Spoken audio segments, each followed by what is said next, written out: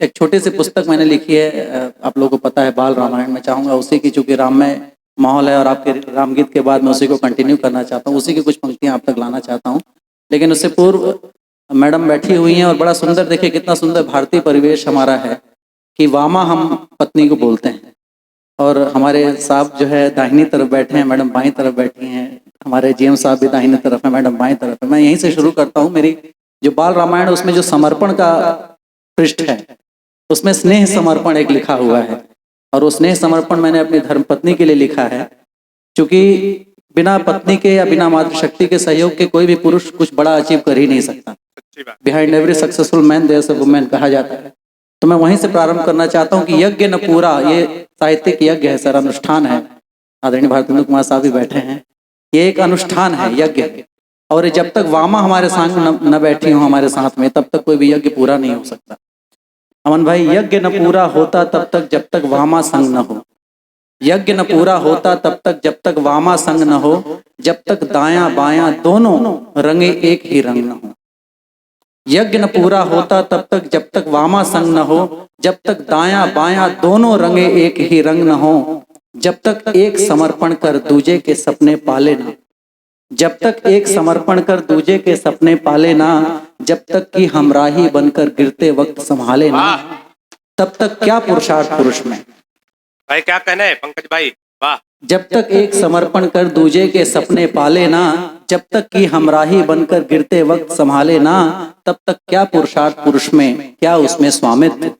पौरुष का पुरुषार्थ पूर्ण जब संग में हो नारित्व, जैसे सिय बिन राम अधूरे राधा के बिन श्याम।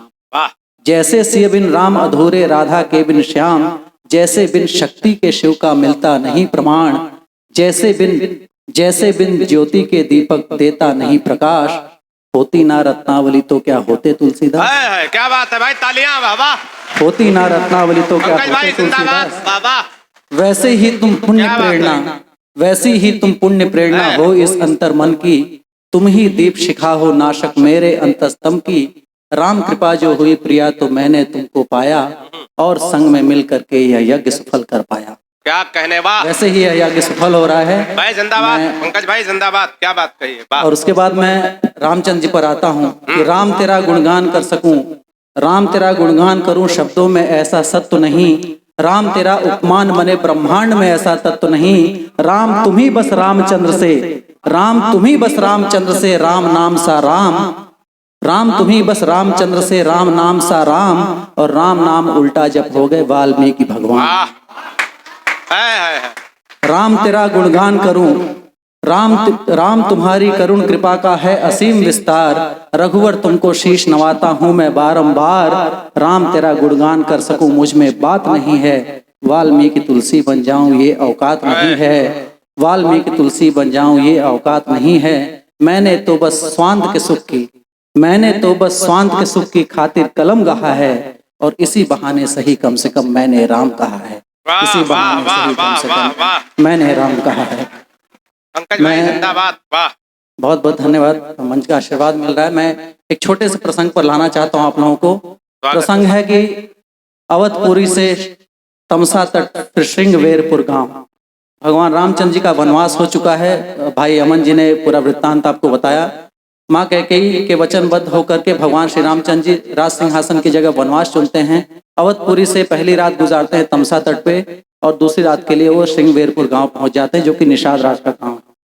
अब निषाद राज गांव पे रात्रि विश्राम करने के बाद वो गंगा किनारे पहुंचते हैं। केवट का प्रसंग है, बड़ा सुंदर और पूर्णतः भक्ति का सर्वश्रेष्ठ प्रसंग है। मैं आदरणीय सत्यनारायण सत्तन जी के अनुमति से प्रसंग पढ़ना चाहता हूँ कि सुबह हुई तो श्री राघव जी गंगा तट पर आए। रात्रि विश्राम करके गंगा तट पर पहुंचते हैं। सुबह हुई तो श्री राघव जी गंगा तट पर आए, सुबह हुई तो श्री राघव जी गंगा तट पर आए। केवट जी से आग्रह करके उनकी नाव मंगाए। अब भगवान राम तीनों लोक के स्वामी हैं, लेकिन एक केवट से उनका आग्रह किस तरह का है, ये सुनने और सीखने की बात है। सुबह हुई तो श्री राघव जी गंगा तट पर आए, केवट जी से आग्रह करके उनकी नाव मंगाए। बोले केवट भैया मेरी, बोले केवट भैया मेरी, पार लगा दो नैया। बोले केवट भैया मेरी, पार लगा दो नैया। केवट से पतवार मांगते भव सिंधु के खेवैया। केवट से पतवार मांगते भव सिंधु, जो पूरी सृष्टि को भवपार लगाते हैं वो केवट से पतवार मांग रहे हैं। ये विनम्रता है, ये शालीनता है। भगवान राम ने मर्यादा पुरुषोत्तम उनको इसलिए कहते हैं क्योंकि उन्होंने अपने जीवन में कोई चमत्कार नहीं किया, एक साधारण मनुष्य की भांति अपने जीवन को आदर्श के रूप में प्रस्तुत किया। केवट से पतवार मांगते भव सिंधु के खेवैया। पर केवट ने कहा राम मैं जानूं मर्म तुम्हारा। पर केवट ने कहा राम मैं जानूं मर्म तुम्हारा। एक यही सरकार नाव है मेरा परम सहारा।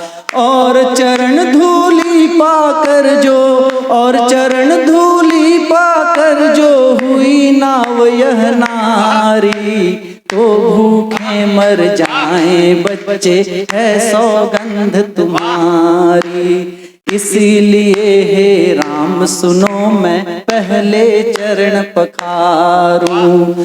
इसीलिए हे राम सुनो मैं पहले चरण पखारूं।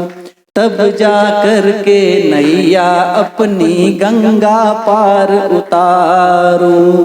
सुन के वट के बैन अटपटे, सुन के वट के बैन अटपटे, बिह से राम सुजान हो। सुन के वट के बैन अटपटे, बिह से राम सुजान हो। मोह पाश में भक्तों के तो बंध जाते भगवान हो। निर्मल मन के मोह पाश में बंध जाते भगवान हो। आयस पाकर ले आया जल एक कठौता भर के। आयस पाकर ले आया जल एक कठौता भर के। चरण पखारा चरणोदक को ग्रहण हृदय से करके। और अगली पंक्तियां हैं सर कि एक मनुष्य की जिम्मेदारियां तीन के प्रति होती हैं, खासकर एक पुरुष की जिम्मेदारियां तीन के प्रति, सिर्फ अपने प्रति नहीं होती, वो तीन जिनके प्रति जिम्मेदारी होती है, मैंने उसको लिखने का प्रयास किया है। आयस पाकर ले आया जल एक कठौता भर के। चरण पखारा चरणोदक को ग्रहण हृदय से करके।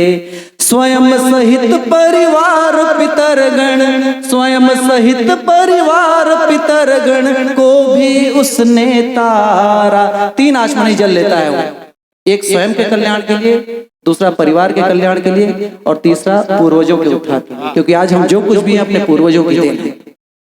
स्वयं सहित परिवार पितरगण को भी उसने तारा। तब जाकर के सिया राम को गंगा पार उतारा। तब जाकर के सिया राम को गंगा पार उतारा। मोह पाश में प्रेम पाश में बांध लिया केवट ने अपने जाल में। ईश्वर को अगर राम को साधना है, यदि उन्हें बांधना है तो सिर्फ प्रेम है। प्रेम के अलावा कोई और बंधन नहीं, जिससे न कोई पूजा न कोई पद्धति, सिर्फ प्रेम से बंध सकते हैं। प्रेम पाश में बांध लिया केवट ने अपने जाल में। केवट सा सौभाग्य किसी का नहीं किसी भी काल में। देव सुमन वृष्टि करते हैं, देव सुमन वृष्टि करते, केवट सा भाग्य मनाते हैं। धन्य धन्य हो केवट भैया, केवट का गुण गाते हैं। धन्य धन्य है केवट भैया, केवट का गुण गाते हैं। उतरे गंगा पार तो राघव मन ही मन सकुचाए। एक पति पत्नी का संबंध कैसा होना चाहिए। भगवान राम तो आदर्श का प्रतीक है।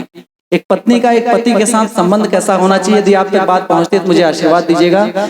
उतरे गंगा पार तो राघव मन ही मन सकुचाए। क्यों संकोच कर रहे हैं? क्योंकि बनवासी भेष में है, दादा बनवासी भेष में है, उनके पास उतराई देने के लिए कुछ भी नहीं है, तो संकोच कर रहे हैं, सचा रहे हैं कि अब मैं केवट को उतराई क्या दूं। उतरे गंगा पार तो राघव मन ही मन सकुचाए, क्या देवे उतराई राघव को कुछ समझ न आए। समझ गई मनोभाव जान की, समझ गई मनोभाव जान की, देना है उतराई। समझ गई मनोभाव जान की, देना है उतराई। रत्न जड़ित अंगूठी खुद राघव की ओर बढ़। पति संकोच में है, पत्नी को कहना नहीं पड़ा। भगवान राम ने कहा नहीं सीता से, माँ जानकी से उन्होंने मांगा नहीं, बिना कहे वो समझ जाते कि मेरे पति संकोच में है, दुविधा में है, और अपनी रत्न जड़ित अंगूठी जो एकमात्र आभूषण उनके शरीर पर था उसे भी दे देती है। समझ गई मनोभाव जान की, देना है उतराई। रत्न जड़ित अंगूठी खुद राघव की ओर बढ़ाई।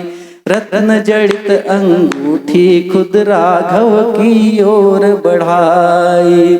बिलख पड़ा चरणों में गिर कर। अब केवट क्या करे, केवट को तो उतराई लेना नहीं है। बड़ा सुंदर प्रसंग है, आखिरी की 4 पंक्तियां हैं मानस जी में, यद्यपि इसका वर्णन नहीं है लेकिन फिर भी मैंने सुना है और लिखने का प्रयास किया है। बिलख पड़ा चरणों में गिर कर बोला वह श्री राम से, उतराई देना हो राघव तो देना तुम काम से। मुझे ये उतराई नहीं चाहिए, अगर उतराई देना है प्रभु तो मुझे काम से दीजिएगा।